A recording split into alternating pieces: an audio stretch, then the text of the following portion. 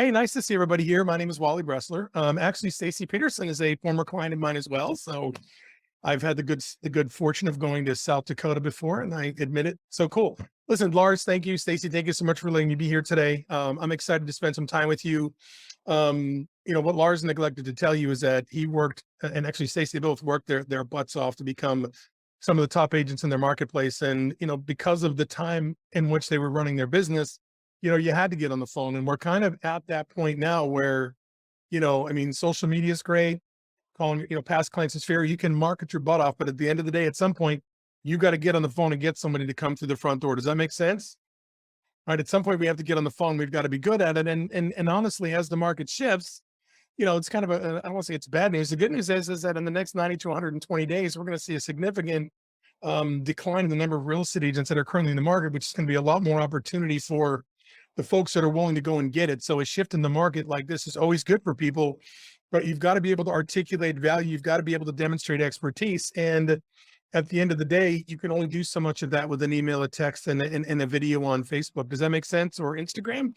So the rest of it is really up to, getting on the phone. And so, today, I'm going to go ahead and I'm going to talk about, you know, what it takes to be good on the phone. We're also going to talk about, 10 strategies to help you really ramp up and master, being successful on the phone. And we're going to talk about overcoming call reluctance. Anybody here a perfectionist? Do I have any perfectionists here? Raise your hand. No perfectionists here. No procrastinators. Yeah. Any procrastinators? Yeah. No, everybody's leaving. I'm going by, right? No procrastinators, perfectionists. Okay. So, statistically speaking, from my research, about 65% of the people in today's sales force actually suffer from a very extreme need to be liked. Okay. They want to be liked. They want to get along with people, which is fine. But when your need to be liked supersedes your desire to do a good job for somebody or to add value, that's when it tends to impact your ability to do well. So we're going to talk a little bit about also what sales call reluctance looks like and how to overcome it. So this is me right here. And that's a phone for those of you that are under 25. That's a phone right there. I don't know if you recognize that. This one was the worst kind because I don't know if you remember this, but if you missed a number, you had to hang up and go all the way to the back.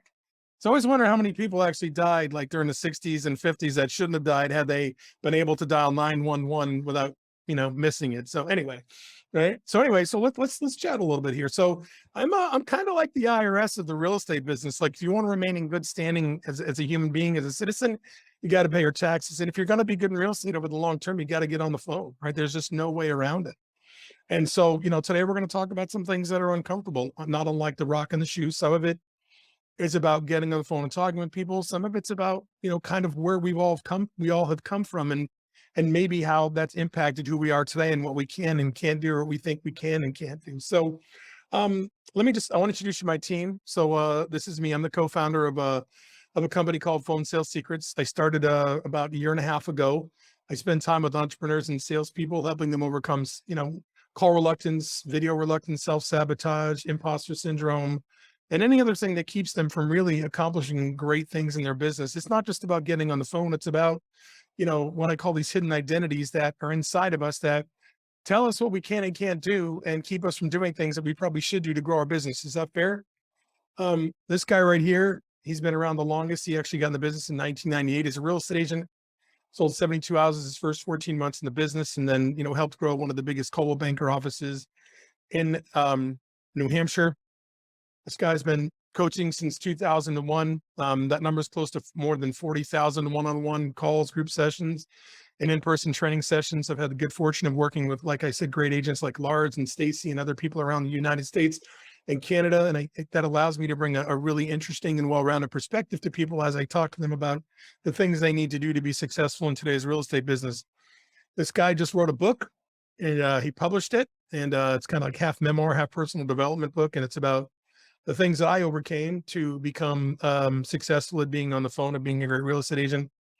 This guy's a phone sales expert. Yes, for those of you who are looking at this, those are all my picture, by the way. This is just my funny way of telling you about me without making it a boring bio. So Madeline, don't get too excited about it. It's just me. Yep. So anyway, specialize in prospecting, objection handling, progressive profiling, which is basically building relationships with people over time, NLP, inside sales, hiring, onboarding, and training. And then This last year, I was nominated one of the Success 125 best top 125 people in real estate industry that get results. So I've been really blessed, very fortunate to have a great career in the real estate industry as an agent and also as a trainer. So this, oddly enough, it's funny because when I do this live, I actually hand out barf bags. I actually bought a bunch of barf bags and I give them out to people so they can have them as we go through this, because this scenario probably makes a lot of people very uncomfortable. So let me do this. Let me make sure I get the volume up here so you can hear this. But tell me if this sounds like a conversation. Oh, there's that. Sorry about that. Please hold. So tell me if this sounds like a conversation you may have encountered at some point. This is from Boiler Room.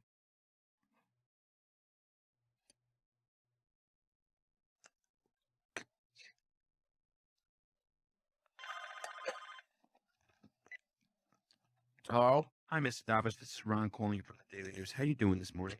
it's Davis, and I'm not interested. Okay, I'm sorry to have bothered you. Have a nice day. Wait a minute. Wait, that's your pitch? You consider that a sales call? Well, You know, I get a call from you guys every Saturday, and it's always the same half-assed attempt. If you guys want to close me, you should sell me. all right. All right, start again. Okay. Hi. This is Ron from the Daily News. How you doing this morning? What do you want? It's not what I want, sir. It's what you want. Ron, now we're talking. All right, what are you selling me? I'm offering you a subscription to the Daily News at a substantially reduced price. We're trying to reach out to people that have never had home delivery before. Right, so basically you're saying that everybody else who already has a subscription is getting on this one? Yeah, I guess so. All right, well, I can handle that. So tell me, why should I buy your paper? I mean, why shouldn't I get the Times or the Voice, Well, the Village Voice is free, sir. So if you want it, you should certainly pick it up. But the Daily News offers you something no other paper can.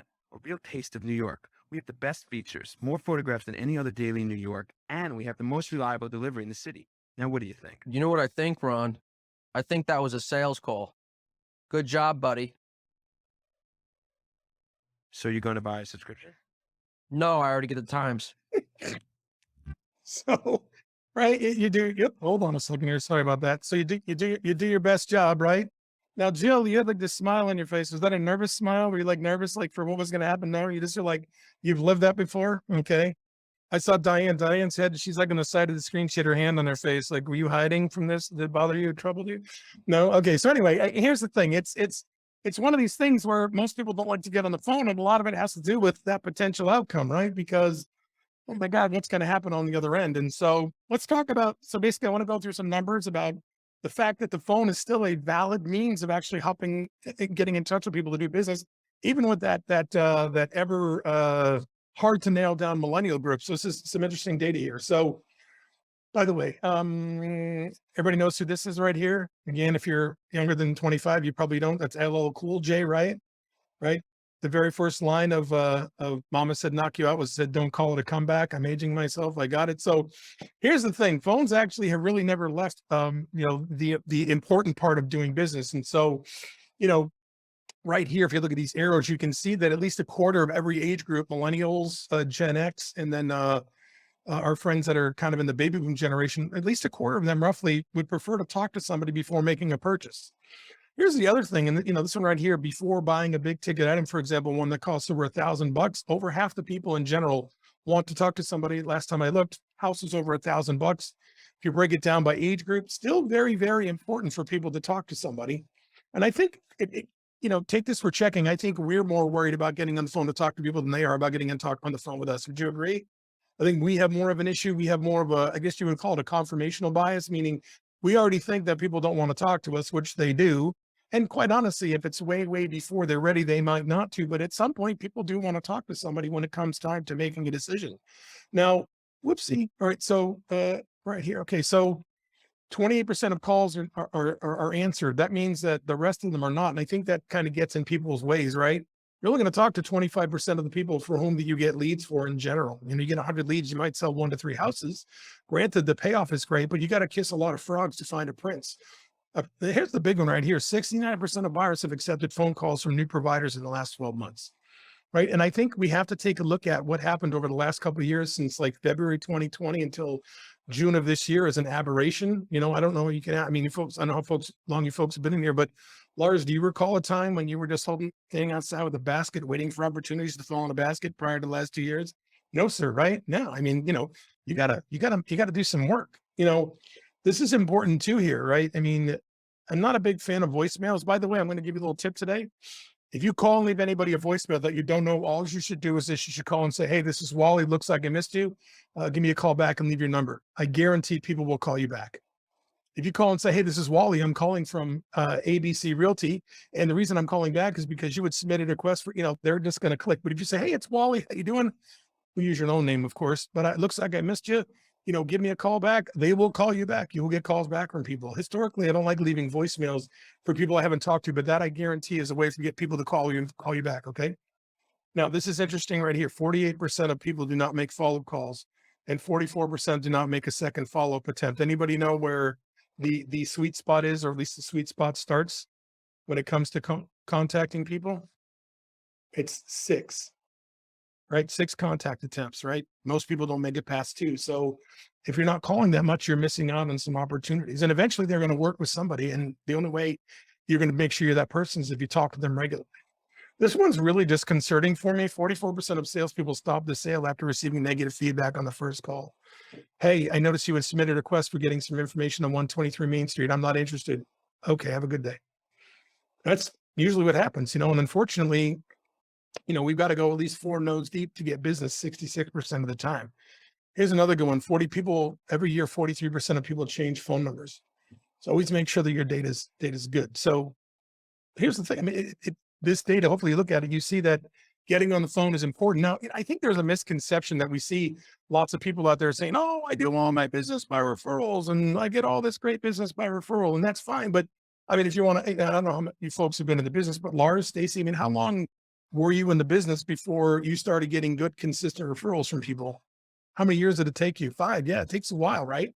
And even then you couldn't rely just on that business, right? You still had to continue to fill your pipeline. So please know that, you know, there is a tipping point where you'll start getting more referral business, but you really have to hop on the phone.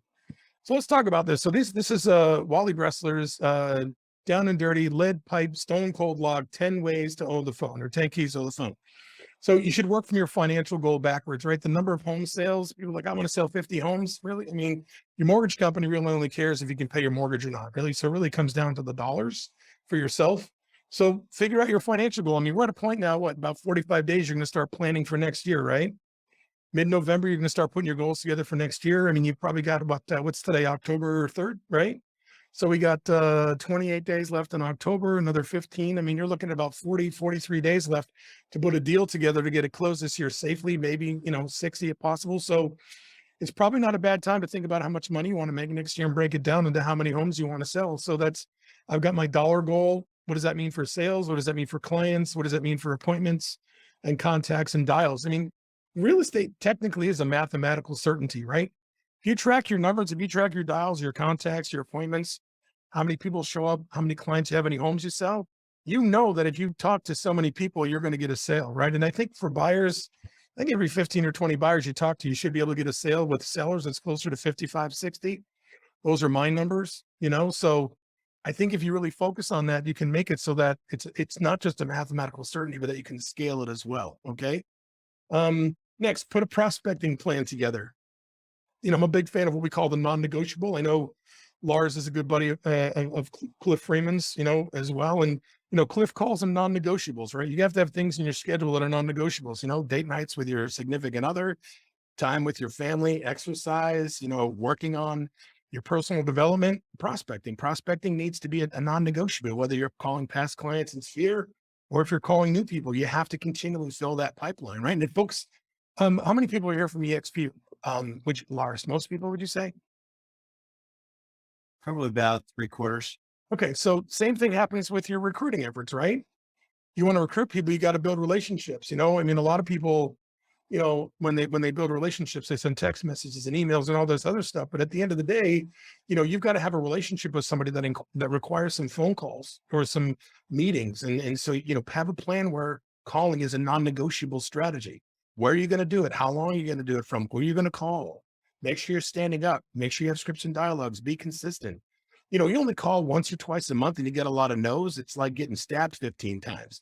You call 3 or 4 times a week and you're talking to people, the no's don't hurt as much. You know, I mean, it makes sense, but I don't think we sit and think about it that way. I mean, the no's don't mean as much when you get them, believe it or not, on a more consistent basis. Okay.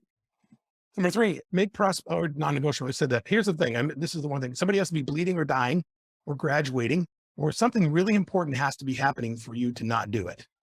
Make pretend you're on a date with somebody who's important to you. Or you're at your child's recital or something like that, or something that you would not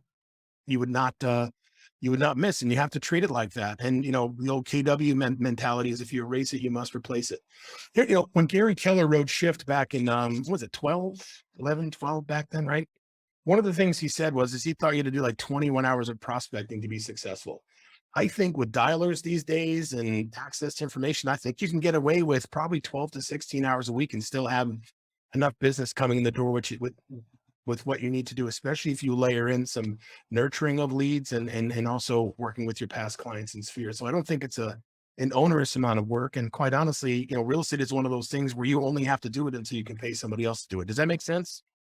So don't look at it as terminal. You know what I'm saying? It's not like having a disease that's going to kill you. I mean, it's really something where if you look at it and put it in place, you can get it to the point where you're making enough money to go ahead and have somebody else do it for you. Okay.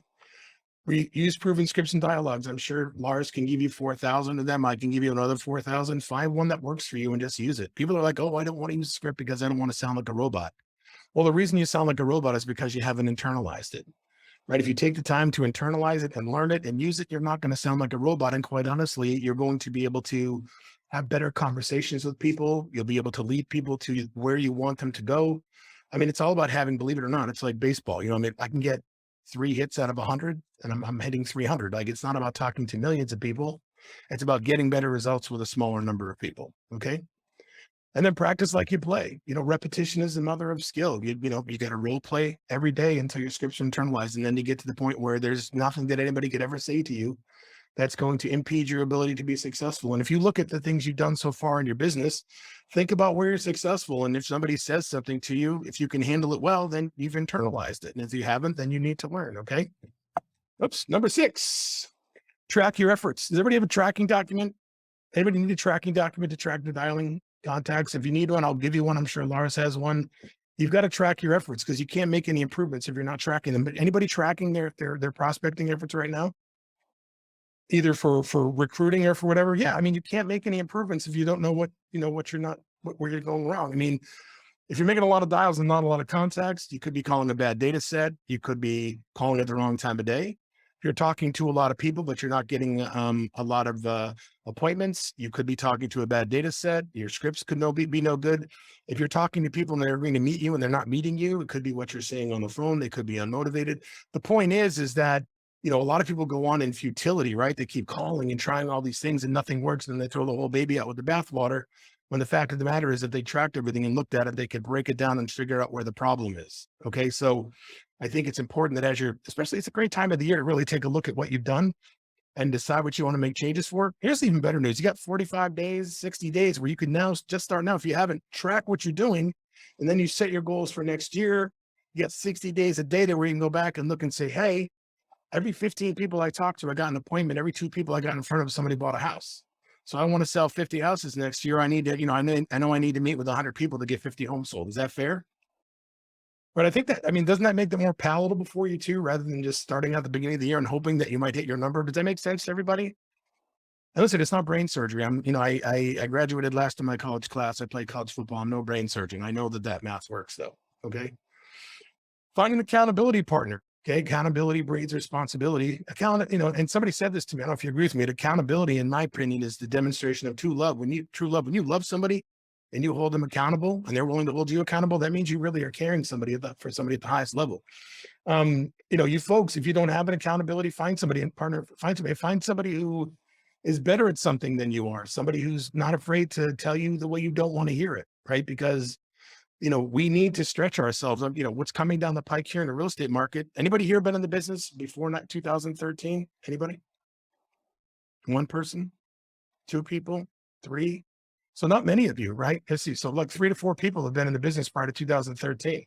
Like 2013 is I mean, we're like steady like this. And then February 2020 was like this, so if you got in after 13, you really never experienced what's coming down the pike here, because interest rates are going to go up again. Home prices are likely going to settle a little bit more. The number of homes sold is likely going to go down. You are going to have to cycle through a larger number of people. The days of people taking flyers to list their home and get the most that they want, or buyers just going and running around and putting in 50 offers on a home, those are gone, right?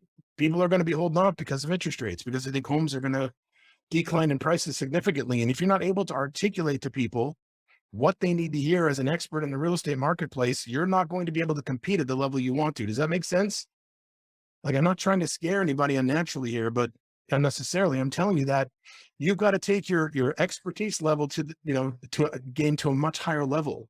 You've got to take your ability to extrapolate what's going on in the market to what somebody's situation and give them a reason to get off the fence, right? Interest rates going up doesn't mean that people can't afford houses. We just got to make sure we're talking to people who are looking to move within the next 90 days, that have equity in their home, or that have money and the ability to get financing and have a life event, the birth, the death, getting a job, leaving a job, marriage, divorce, right? You've got to really weed through all the crud to find the people that we can help. And then those people, we've got to give them a good reason to move off the market in a market like this. And you're not going to be able to do it with text messages. You're not going to be able to do it with emails. And you're not going to be able to do it with videos and Instagram and Facebook alone. You have to talk to people. Does that make sense? Right. I'm the least favorite person I know of the people that I talk to, because you got to get on the phone at some point, and that's kind of what we're here for today. Next thing, know your real why. And we're going to talk a little bit about that today. Okay. But your why, like your kids are a what, your car a what, a house a what, books, those are all what's. Your why is, according to Simon Sinek, you've got to be able to you've got to be able to, what's the word I'm looking for? Influence the outcome of. Does that make sense? So if your kids are a what, a why may be, I had a terrible childhood with money. I want my kids to never have to worry about money anymore. Or even a car can be a why. Like, we had crappy cars growing up. I don't want to drive a crappy car. I want to drive a nice car. I want to be able to feel comfortable with who I am. And it's okay to feed your ego, as long as it's not the only thing you're feeding. It's okay to want a nice car, but it's not the car, it's what it does for you. Does that make sense? So, and when you know your why, when it's not just, hey, I want to make $1 million, but that $1 million is going to let me set up a foundation to take care of all the single mothers, or all the, orphan children out there. It's an entirely different story than just making $1 million. So you need to know your why. And that's part of what I do with my clients, is actually help them find their why, right? People are like, oh my, what's my why? I want to know what my why is. And they never find something that makes them want to get out of bed at 4:30 in the morning to work out, and want to get on the phone to talk to people, because it's not powerful enough. And that's because they're focusing on things, and they're not focusing on, how can I go ahead and make something better for somebody, right? Simon Sinek's formula is easy. I go and find something that was painful in my life. I had pain in my life, and I either don't want somebody else to feel that pain, or I don't want to feel that pain. And I'm willing to contribute X so that I can impact Y. I'm willing to do this so that I can impact this. That's where your why is, right? So you grew up a poor kid, you grew up, you had a terrible relationship with your parents, you didn't have something you wanted, you lost everything. If you're lucky enough, you've lost it 4 times like I have, because you've been a knucklehead, whatever, you've had something like that happen, and now you don't want it to happen for you or somebody else, and you're willing to do whatever it takes to never have to feel it again. Okay. Does that make sense? That resonate with everybody? Because that's really where your why sits. It sits in the middle of all that. I want a car, I want a house, with kids. It sits right there in the middle. Okay. The next thing, commit to nurturing your leads. Here's the problem. Like, the real estate industry has created a bunch of, what's the word I'm looking for? We're like, we hunt and peck, right? Oh, turn over a stone. Oh, no deal there. Turn over a stone. Oh, here's the deal. Great. I turned over a stone. Let me focus on that. Problem is we should be turning over many stones and then continuing to go back to the stones where something's happening, right? The average lead converts at a rate to 1 to 3%. Internet generated buyer leads, expireds, withdrawals, for sale by owners. I don't care what lead source it is, other than referrals. The average lead converts at a rate to 1 to 3%. You're going to talk to 25 of those people. You're going to get 1 to 3 of them to do business with you. However, if I talk to somebody and build a relationship with them, and I continue to talk to them and continue to talk to them and continue to talk to them, and then email and text and do all this other stuff, I can create an 8% conversion rate, much higher, significantly higher. Okay. But that requires managing relationships and having conversations with people on a regular basis. I talk to somebody, they're moving in more than 90 days and up to a year. I say, okay, I find out the date they're going to sell or buy. And then I go ahead and I I find out, and I basically cut back the time I'm going to call them to a little bit before half, and I continue to shrink it and shrink it and shrink it and shrink it and build that relationship with them. Okay. In the strategy of progressive profiling, which is basically how marketing companies know to send you things that you like when they're marketing to you, because what they find out about you, we call it an OUI. Find out one unique piece of information and bring it up on every subsequent call. Right. I know, let's just say that Jessica's going on vacation. I talked to her. Hey, we're going to Hawaii. Okay, great. Next time I call Jessica, hey, Jessica, how was Hawaii? Oh, it's great. You still planning on making a move for the next 6 months? You are. Okay, super. What's going on now? Right. We heard, if you guys remember Howard Brinton, going way back, Howard Brinton had the Ford method he talked about: family, occupation, recreation, dreams. Grab something on each subsequent phone call and bring it up every time I talk to them. Send them a handwritten note. Jessica, great to talk to you. I'm glad, you had fun in Kauai. Sorry you hurt your broke your leg surfboarding. Take care, Wally. And then I'm off. Right. And so if you do that and show people you care, they'll want to stick with you. All right. And then lastly, number 10, conquer your sales call reluctance. Here's the thing. If you can't get on the phone, you can't get in front of a video. By show of hands here, who likes getting on the phone and prospecting? Raise your hands. Nobody. Oh, there we go. Anthony, my man. Anybody else? I notice people turning their phones off. My girl Jill, there we go. Everybody else is smiling. They get that nervous smile. Oh my God, I don't want to get on the phone, right? Most people don't like getting on the phone. Okay. It's not fun in many cases. I am one of those Tracy people that likes being on the phone. If you hang up on me, I'll call you back and say, we got disconnected. It happens, but the whole point is if you cannot get on the phone to talk to people, you are going to have trouble growing your business. You're going to have trouble building your referral base. You know what I'm saying? I mean, Lars, how much of getting on the phone would you attribute to your success as a real estate agent and then as a recruiter? I mean, for sure in the early days, I mean, I didn't miss a time block about 15 hours a week where I was on the phone. And if I missed it, I moved it. I didn't delete it. Yeah. And if you're being honest with yourself, you've had to kind of reignite that with recruiting, right? You'd have to get on the phone, call people, talk to them. Now building your revenue group, right? Yeah, there's no part of it that I'm naturally drawn to. No, but you're not, but you have to do it, right? Yep. Right. You know what I'm saying? And it's not something that people are naturally drawn to. So I actually suffered from, thank you, Lars. I suffered from call reluctance for 10 years myself. Okay. I got out of college. In fact, I took a job, and so let me tell you a little about myself here. So I took a job trying to sell like small insurance policies to poor people in college. And I sold one over the entire summer. And Mr. Willie came to me and says, you don't like this, do you? I said, no. He says, I gotta let you go. No problem. So, but it took until I was 30, just about 30 when I got my license to get over phone call reluctance, to get over my phone call reluctance. So let's talk a little bit about that. So here's the thing. So here's the deal. I want to tell you a little bit about myself. I'm going to stop sharing for a second so I can share this with you. So look, here's the thing. If you have any sort of sales call reluctance, if you are afraid of getting in front of a camera, if you're afraid of talking to somebody like that, it's not your fault. Okay. It is not your fault. I promise you it's not your fault. There's something that happened when you were younger that impacted you at such a level that it kept you from maybe doing the things you wanted to do, becoming the person you wanted to become. So I'm going to start my part with this. So here's the deal. I'm 54 years old, and I'm going to start by saying this, that my mom and dad, I loved them. They were good people. They just weren't good parents.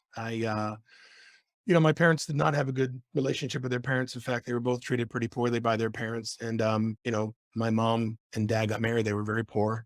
And one of my punishments when I was 4, 5, and 6 years old was to be sent to bed without dinner. That was a punishment. And so at the age of 6, I started having a binge eating disorder. So I had trouble with eating food for, not trouble with it, but I had a binge eating disorder from the age of 6.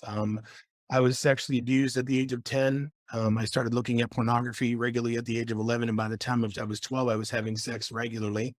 I was bullied unmercilessly until I was about 14. And so by the time I was 14, I pretty much hated myself.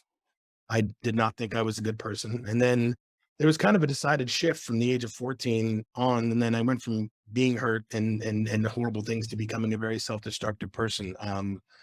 I've lost about $5 million in my life, wasted it really. I was unfaithful to my wife 4 times. I was involved in some real estate investing in 2005 and 2006, and my real estate partners lied on about $15 million worth of mortgages. And I spent a year in federal prison for mail fraud. I ruined lots of relationships. You're welcome, over time. And, I ruined my children's lives. One of my children, after I got back from prison, tried to take their own life, and they've all been to therapy. And then in 2000, a few years ago, I was dating somebody for 4.5 years, and I found out at about 4.5 years in a relationship after I asked her to marry me, and she said yes. When she wouldn't move to come see me in Illinois, I found out she was married the entire time we were together. And a month later, I decided I was going to take my own life. And so, um, what I realized, and so I've been working on myself, and what I've realized is that, there are things that happen to us when we are younger that we're not aware of when they are younger that set us on a path of self-sabotage and other things that put us in a position where we make a lot of bad decisions, or we're unable to make decisions because of the things that happen that we don't even realize. Does that make sense?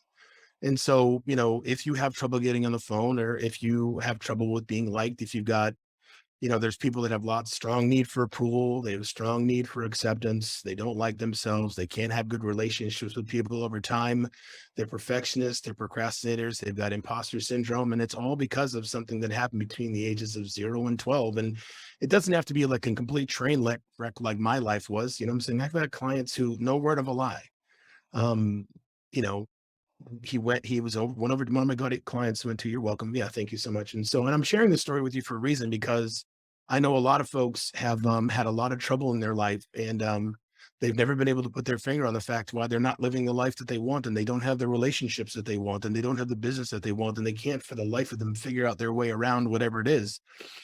And so, that's why I shared my story, because I know there are a lot of people on here that had something happen that they just cannot figure out to get their way around, and they're just not living the life they want. They're not happy. They're not, they want to have, great lives and become great parents. And the thing is we're all good enough the way we are. Every one of us is like perfect just the way we are. God made you just the way he wanted you to be, and you're just good enough the way you are. But a lot of us just can't see that. But I had a client that literally went and visited the kid down the street 4 times. On the 5th time over, the kid's older brother said, "Hey, you need to stop coming over." That's all he said to him. And from that day on, that guy felt like he was bothering people, and he was unable to pick up the phone by that one simple comment. I have a client who used to wear, she went to gym class and wore dress shoes to gym class one time, and the kids made fun of her for a month, and she became a perfectionist. And every time she left her house, she had to have $5,000 purses and her Mercedes car and her hair extensions and her makeup and her brand new clothing. Like, she did not want people to think that she wasn't perfect. And so the whole point is there's like this dumb stuff that happens that impacts us in such a way that just keeps us from moving forward. And so that's kind of what I want to share the rest of our time together here is, the way to overcome sales call reluctance has everything to do with looking back at what happened at some point in your life and saying, okay, let's kick the crap out of this. And so look, call reluctance is pretty simple. It's either your inability or your lack of desire to get on the phone. And sometimes, it looks like crazy emotions, your fear. And, anybody get sweaty palms, sweaty pits, dry mouths when they need to go pick up the phone. It's okay if you do. Sometimes you just, yeah, Lars is like, that's me, So, happened to me, right? Negative thoughts and anticipation of the worst. They don't need it. They'll turn me down. They're not going to want what I have. Oh, it's too early to call. It's too late to call. We come up with all these excuses. I don't want to sound robotic. I don't want to sound like, like I'm scripted, all these things. We give ourselves all these excuses. Sometimes it's a straight mental block. We can't get our way around it. Time to call. Like, right. Here's my favorite one right here. Oh my God. Like those dishes that have been in the sink for a month. I need to go and clean those. I've got a garage. So it's got all kinds of stuff that needs to be picked up. There's all kinds of things we come up with. Procrastination. How about any getting ready to get ready people here? My presentation's got to look great. My car's got to look perfect. I've got to, Laura, stop raising your hand. The whole point is, right? Oh, my presentation's not good. My scripts aren't good enough. I got to get my suit clean. My shoes aren't clean. I got to clean my car. Getting in front of the camera. There's a lot of people that don't want to get in front of the camera for social media. It's the same thing, right? They don't want to be seen, because they think that they're going to be judged. And the whole thing is it has nothing to do with this stupid little 4-ounce piece of plastic and metal. It has everything to do with what's happening on the other side of that phone. Am I going to be embarrassed? Am I going to be rejected? Am my feelings going to be hurt? Right? Lots of people would love to recruit like crazy for EXP because they see the opportunity, but they just don't believe strongly enough in themselves, and they feel like that they can't call people to talk to them. And I guarantee there's a bunch of people in here. I bet you at least a third of you would rather talk to somebody you don't know than somebody you do know. Because you don't want to call people you know because you're afraid of what they're going to think of you. Okay. And then the last thing is we spend time beating ourselves up and beating ourselves up and beating ourselves up because we can't do it. And then it's this vicious circle, and we just keep Bitten the crap out of it. I see you guys smiling and chuckling. And so I feel like I'm hitting home here. So here's what happens. All right. It's real. It's not simple. It's not easy, but it's simple. Okay. You were either sexually abused, emotionally abused, physically abused. You saw somebody die. You're in a bad car. Something happened that was traumatic. Okay. Or you were bullied. Okay. There's two places we look for acceptance and approval when we're younger, because we either spend our time at home or at school, right? So you don't want to be approved of at home or approved of at school. And if you're not approved either of those places, then you have issues with approval, and that's perfectly reasonable. Sometimes we create these hidden identities. We make an observation. Okay, you guys don't know me. Lars has seen me. I'm 6'3". I'm a big guy. I weigh over 300 pounds. I'm going to play college football, right? When I was younger, I convinced myself, and if oh, you're a big guy, I took big as being a bad thing. And I just, I created this identity that I wasn't a good enough person, and I was dumb because I was big. And we do the same thing with poverty. If you grew up and you had no money, you have this belief system that you're not good enough, that you don't deserve things. Or, maybe, you saw something, you made an observation. Like we were poor growing up, but I made observations by looking at other people that I was not good enough. I mean, I had lunch envy. Swear to God, I would have like a sandwich and a piece of fruit and crackers, and kids would come to school with like boxes full of candy and cakes and sodas. And I would ask my mom, I remember cowtails. Anybody remember cowtail candies? Never had one to this day. Can't bring myself even to buy one, but kids would bring those to school and ask my mom, can we get cowtails? We can't afford them. Levi's, didn't get Levi's until I was in high school. Like, I Tough Skins and Nike Cortez sneakers, like all that stuff I looked at as me not being good enough because I couldn't have them. Okay. And we make these decisions internally. We don't even think about it. We just make the decision that we're not good enough, or that we don't deserve it, or whatever. And then what happens is, and I'm going to explain this in a second, but it starts as a tiny little seedling, and it grows into this ginormous like sequoia tree in our brain, because we continually just avoid the things that cause that pain. And it could be a learned belief system. You're younger and you're growing up, and like, it's like Mike Hughes' dad going, hey, Mike, listen, you know what? Don't go become an independent contractor. Nothing good happens to the Hughes family. Don't try and do anything. Just go get a job, get health insurance, get life insurance. Don't try anything. Don't step out on a limb or anything like that. Hey, Greg Miller, good to see you, buddy. Right. And so, the thing is we get all this stuff. Like, I'll give you one other example, and I got to slow down here because I get excited about this. But here's the thing. Nobody, for God's sakes, Bressler, nobody in my family, is thin. Nothing, and I always had this like little belly. And my dad used to say to me, he would be like, hold on a sec here. I gotta get back to the right slide here. I'm all excited. I'm pressing buttons and doing all kinds of things here. Hold on. Where are you? There we go. Sorry. And I had this little like belly, and my dad pointed at it and he said, he says, you're always going to have that as long as you live. And so I figured I would have it as long as I lived, and I still have it. Right. But the whole point is you get one of these things happens, and then your sympathetic nervous system, your fight or flight response kicks in, and you either act out or you check out. So if you know who Frank Shamrock is, UFC fighter, he was abused as a kid, spent his life kicking the crap out of people, became a UFC fighter, made his living kicking the crap out of people. Anybody knows who, can't remember his name here. He spoke at one of our events. Lewis Howes. Lewis Howes will tell you his story. Had a terrible childhood, but he said, you're never going to hurt me again. And spent his entire life fighting and fighting and fighting. But the rest of us who weren't like that, we became fighters, became runners, right? You got flight, you got fight, you got freeze, you got flight. And if you picked flight, you ran away. And every time you avoided that thing that caused pain, you reinforced within your brain that you were not going to do that it was going to hurt you, and you avoided it. And every time you did it, it got bigger and bigger and bigger and bigger. And now you won't even think about getting on the phone or in front of a camera or asking somebody a tough question or doing whatever you need to do to go ahead and make sure that you get what you want. And a lot of time it shows up as a need for approval, need for acceptance. And again, it's not your fault, but it is your responsibility if you want to change it. Does that make sense? Here's the other thing. Like, our subconscious brain does about 95% of the work every day. Right. And when you go to bed at night, your subconscious brain turns into like a librarian. Remember the librarian at school would take the books and put them on the cart and walk around the library, put the book here, put the book there. Right. And so when you're in bed at night, your brain goes ahead and it says, okay, let's make sense of all these things and have an here's this bullying at school where we thought we weren't good enough. We'll leave that right there on the floor. And here's where your dad used to smack you on the head on the way out the door. We'll leave this here. Or, here's where I looked at somebody and they had something I didn't have. And so what happens is every night it keeps leaving these things on the floor, and eventually the cart starts bumping up against it. And you start getting sleepless nights and insomnia, and you start getting anxiety, and you start getting panic attacks, and you start getting depression, you start getting doubt. And all these things creep in because your brain just can't process it and eventually just avoid it altogether. But you're not stuck with that, right? You're not stuck with you. That's a great thing about it. Oh, sorry. So you're not stuck with this. The great thing is, and here's the thing, I'm 54 years old. I didn't start working on this until I was 51. All right. It took me 45 years to figure out that I wanted to live and not deal with this anymore. And so here's what I figured out. So look, you want to solve this problem? Let's go identify the source. I'll give you one little trick I teach people. When you go home tonight, I want you to get 2 index cards and I just want you to write on it.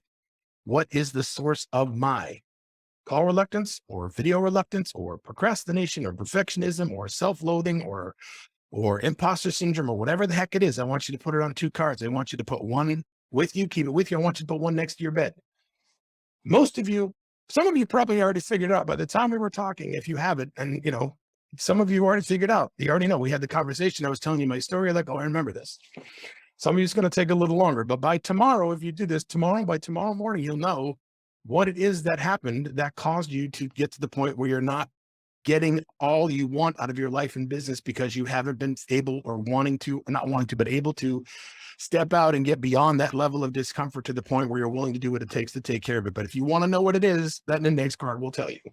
And I'm glad some of you don't know my phone number because my clients usually send me text messages at 2:30 in the morning. I hate you. Why did you do this to me? You suck. But it's all part of the process, right? Tony Robbins says, and I love what he says about this. He says, you need to go find out what the problem is, but you don't need to get stuck on the problem. Does that make sense? You want to solve the problem, you got to go find it. Okay. But we don't get stuck there. We just use it as a launching point.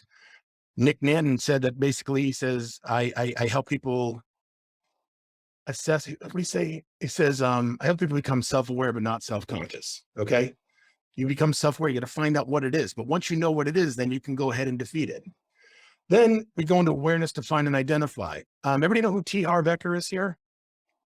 T. Harv Eker is a Canadian personal development expert, and he has this thing he calls TFAR. It's thoughts, feelings, actions, results. Okay. Get a thought or a trigger, and then we get a feeling, and then that feeling creates an action. Sometimes it's inaction, sometimes it's not moving at all, and then we get a result. Here's the problem. And if you have an addiction like I did, I was addicted to sex, pornography, money, and food for well over 40 years. I was addicted to all 4 of those, like regularly, like badly, like destructively, like, debilitatingly. But what happens is, or if it's procrastination or something else, you get a thought, you get triggered, but instead of going to feeling, you go right to action. So I get trigger drugs, trigger sex, trigger food, trigger cigarettes, trigger alcohol, trigger procrastination, trigger, you see what I'm saying? We don't deal with that feeling, but if we would just let that emotion come up and process it, it would go away. So when these feelings come up, you got to be like, okay, I'm anxious. Why am I anxious? Okay. That anxiety comes from the fact that since I was a kid, my mother and father told me, I've had clients who said their parents told them that they were literally pieces of crap, that they were useless, that they did not love them. Right. And that's where that comes up. So we define it, we identify it. So I'm like, hey, there it is.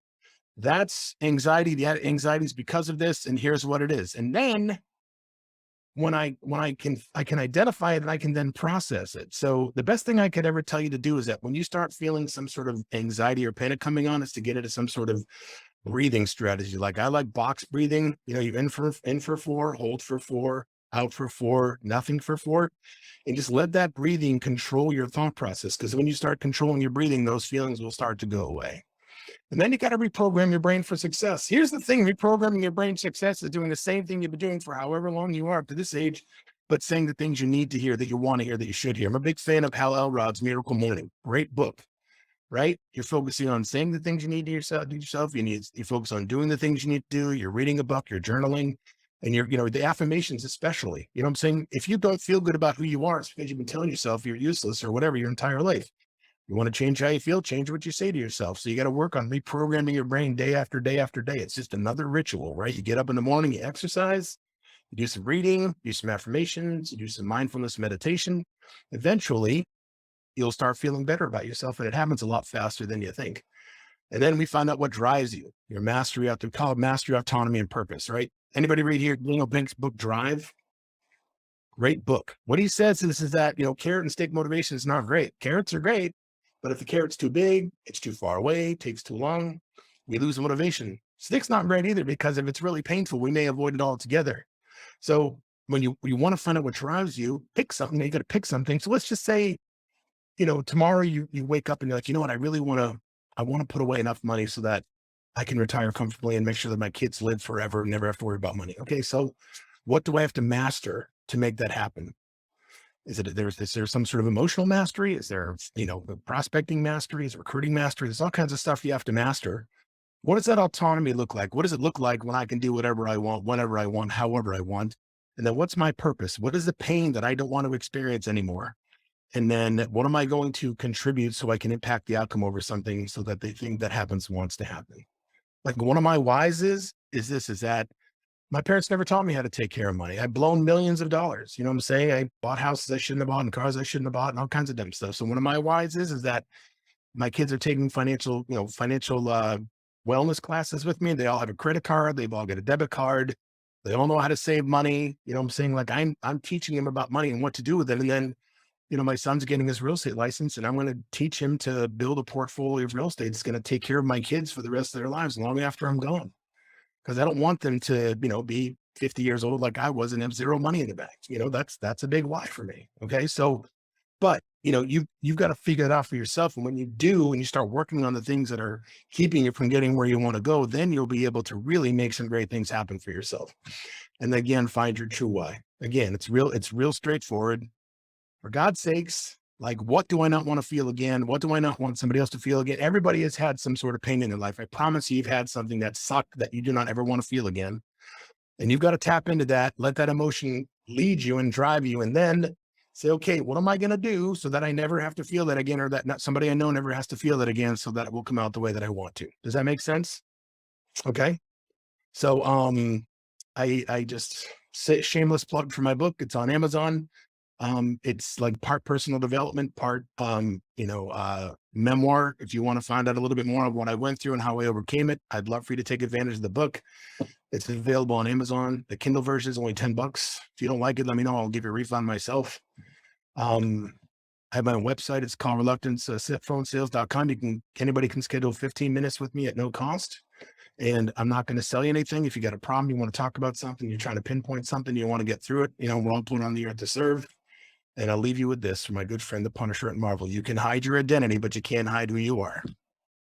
Right? Because it'll always come back to who you are. Any questions, comments, concerns? That's awesome, brother. There's just lots of comments as you were telling your personal testimony.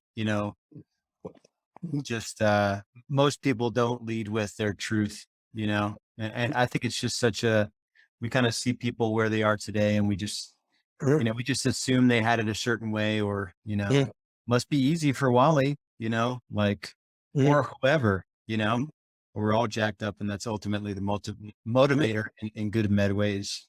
So just lots of props. I wish you could read all the comments. I appreciate it. And just really good comment from Ben. Ben had a similar coach helped him figure out that because he grew up poor, he told himself that he would never have to rely on anyone for help. So he equated making phone calls to asking people for help, and he hated doing the calls. He was able to reframe it. So that's really awesome. Any questions for Wally while we've got him? We've got a few more. I want to know who asked where New Hampshire was, for God's sakes. Is that you, Anthony? Wally guy. Well, if you go north where it snows all the time, and then you take a right, and there's a land where there's only igloos and snowmobiles, and that's where it is. Justin said this was the most impactful presenter I've seen in a very long time. Thank you.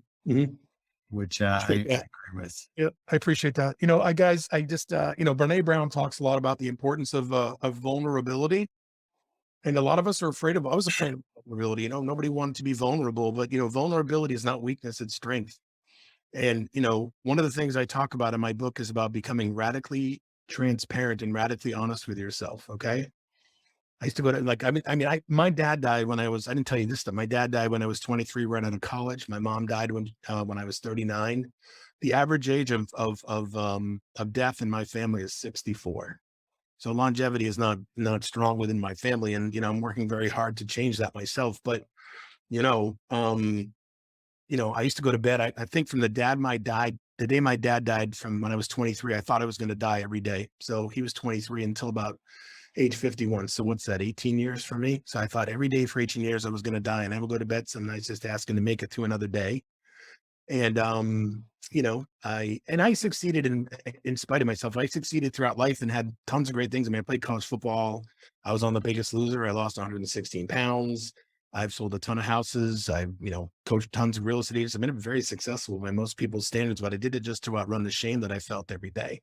And when I was finally willing to be honest with myself and be, I agreed, Alicia. But when I finally agreed to be honest with myself and radically honest and realize that, what, I'm going in a bad direction. You know what I'm saying? A bad direction. I was like, okay, I got to change this. And when you're willing to do that and accept the fact that the only way it's going to change is your it's because of you. I mean, that's the only time it's going to change. Here's the thing. I mean, there's enough money for everybody to make millions. There's enough everything out there for everybody to get exactly what they want in life. But if you're not willing to do the things that it takes to make it happen, then it's never going to happen. So, God's taking good care of me. Lars, thank you so much for giving me the chance to be here today. I appreciate it. I asked Lars on a lark. I'm like, cause I'm just trying to get my story out there and meet with people. And I said, hey, I'd love to do a free training for your group. And, he looked at my presentation like 15 times. He's like, if you screw this up, I'll kill you. No, he didn't say that, but I'm just saying. So I do, if anybody has any questions, we got a few minutes. I'd be happy to answer some questions, or if you got something you want to chew the fat about, I got a few minutes here. I'd be more than happy to talk to you. Another comment by Jennifer. This session has made me realize that my fear of rejection is more powerful than I ever thought. Mm-hmm. Yeah. Again, and here's the thing. I swear to God, I'm not Catholic, but I'll make the sign of the cross. Swear to God. But if you want to talk, just go to I'll put my calendar link in here. I'll save you the trip. You guys can schedule a time on my calendar. Grab 15 minutes. Let's talk. And I have a class. I'm not going to try and sell it to you, but if you want to talk and just try and make heads or tails of something, grab some time. Let's talk, and I'll just we'll chew the fat. And sometimes it's just good to talk to somebody. I just sent that to Stacy because I was talking to Stacy. My bad. Sorry about that. How about if I send it to everybody? And the book is Tragic Hero. Yeah, right. Counting ducks. Like, here's the thing. I think one of the best things about talking to somebody like me is that there's nothing you could say to me that would ever make me judge you. And if you screwed it up, I screwed it up twice. So, we can talk about it. We can talk about, whatever you want. I can identify, we can cry together. But if you want to get it off your chest and get a little hope and start, getting over the fear of rejection, the need for approval, or all that other stuff, then I'm your huckleberry. Here's the question from Anthony. Would you consider someone that can make a certain amount of calls and then they tap out call reluctance? Call reluctance to me is, so I guess what's that number of call, Anthony? What's the number of calls you're talking about? Like 10 or 100?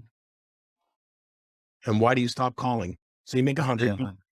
So you make 100 calls. If you make 100 calls every day and then you're done, I don't think that's call reluctance. I think that's, but here's the thing. Let's say this, it's for me, it's not the number of calls. I'm saying, like, here's the thing. Your goal should be to talk to 10 people every day until you're so busy you can't do that. Okay. If you can't talk to 10 people every day and you get into like contact 3 or 4, then you're like, oh, I hate this. I don't want to do this and stuff like that. You got to tap into whatever that reason is and get over it, because this is where, right. This is where the great things happen. When a horse wins a horse race, it doesn't win by length. Sometimes it wins by like a hair, by a nose, but it's going that much more. It's working that much harder to make it happen. So if you make 100 phone calls and, God, I can't do this anymore, this is driving me crazy, that's fine. Then you got to be like, you got to look at what is it going to take me to push through so I can put in the 200 when I need to put in the 200. So there may be a hint of call reluctance there. Yeah. Yeah. Renee makes the comment, someone told me if I'm not using a dialer, then calls are not worth doing. What would you say to that? No, but it is contact sport. I'm saying? Look, it's real simple. And this is why I started off with, you need to figure out how much money you want to make, right? You want to make 100 grand? Then there's a number of contacts and a number of sales and a number of everything that goes along with that, right? So if you don't need a dialer to reach all the people you need to reach your goals, then you're good. Period. End of discussion. Does that make sense? Like, and quite honestly, Renee, it's not personal, but this gets into the comparison game. You know what I'm saying? Like, when we start comparing ourselves to other people and what's good and what's not good, right? We should never compare ourselves to people, because comparison is like the thief of self-esteem. It's the thief of happiness, right? If you don't use a dialer, but you're making enough contacts and you're doing all the business you want, then, as the Italians say, see you later, right? Too bad. So, but it all depends on what you want. If you're accomplishing your goals, you don't need a dialer. You don't need a dialer. So, right. And, they can go pound sand. What is my website again? It's, phonesalesecrets.com. If you'd like, I've got an 8-part series. It's phone sales secrets. Can I tell them about Facebook real quickly? Yeah. So if you go to Facebook and go to Phone Sales Secrets or whatever, I've got an 8-part series coming up that's no cost. I'm going over it, but I'm going to be talking about how to overcome procrastination, how to overcome what do you call it, imposter syndrome, and about 7 or 8 other topics. They're an hour long. They'll be recorded. You can hop on, ask questions, and in everything.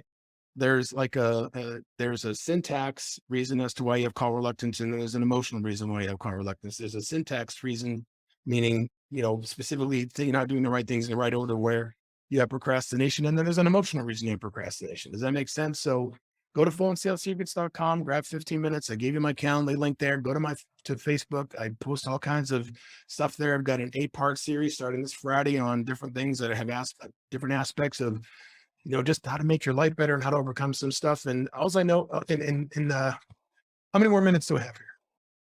There's one more question. We technically have 1 minute, but you keep going.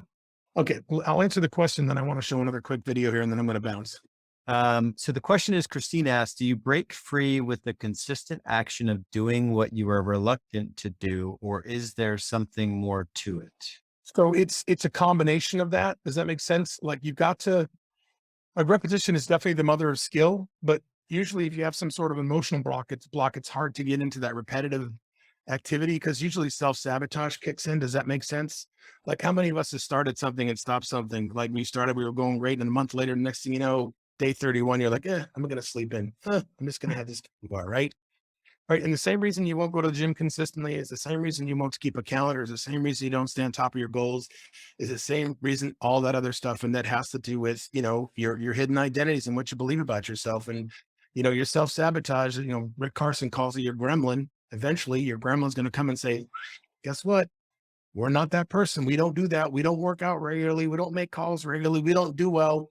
Come on back and let's be that whatever person you are. And so, yes, Anthony, 22 days to create a new habit. But most people, listen, I'm one of the biggest loser. I lost 116 pounds. I looked like an entirely different person. Right. And then in the next year, because I went and did it for the wrong reason, and I hadn't fixed this part of me, I went from 398 to 282 to 405 in a year. It's because I didn't fix the one thing that needed to be fixed. And I worked out twice a day like a saint for months. And I can go and do the work. And so when I didn't do the work, and I swear to God, we weighed in. So we weighed in for the finale. I weighed 282. I lost 116 pounds in like less than 6 months. And then I said, okay, great. I borrowed somebody's car and I went to In-N-Out Burger, and I had 2 double doubles with cheese and 2 Cokes like that. And it was off. It's like I had never done it. But work on the one part here. I want to show a quick video and then I'll let you go. Is that okay with you guys? Yeah. Cool. And I appreciate all your time. I'm like so grateful for your time and all the nice comments. And I will talk to every one of you if you want to talk to.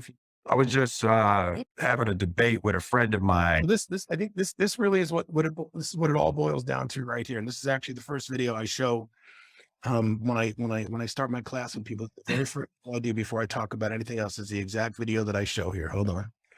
This stupid share sound button. You suck. Okay, here we go. All right. Whether you like Will or not, this is good stuff. I was just having a debate with a friend of mine, and we got stuck on the difference between fault and responsibility. She kept talking about how something was somebody's fault. It's somebody's fault. And I was like, it don't matter whose fault it is that something is broken if it's your responsibility to fix it. For example, it's not somebody's fault if their father was an abusive alcoholic, but it's for damn sure their responsibility to figure out how they're going to deal with those traumas and try to make a life out of it. It's not your fault if your partner cheated and ruined your marriage, but it is for damn sure your responsibility to figure out how to take that pain and how to overcome that and build a happy life for yourself. Fault and responsibility do not go together. It sucks, but they don't. When something is somebody's fault,